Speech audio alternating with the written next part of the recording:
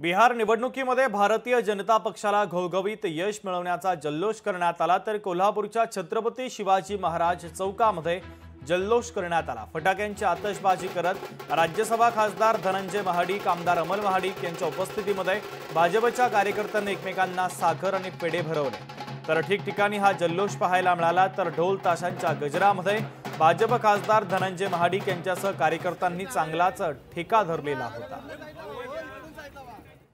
प्रधानमंत्री मोदींच्यावरचा विश्वास दाखवलेला आहे, त्याचे उत्तम उदाहरण आज बिहारच्या निवडणुकीमध्ये आपल्याला पाहायला मिळालं।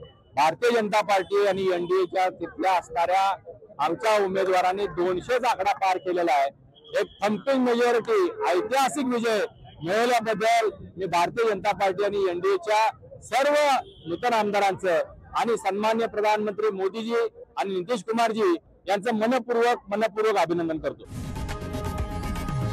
लोकशाही मराठी ऐका, पहा, जागरूक रहा।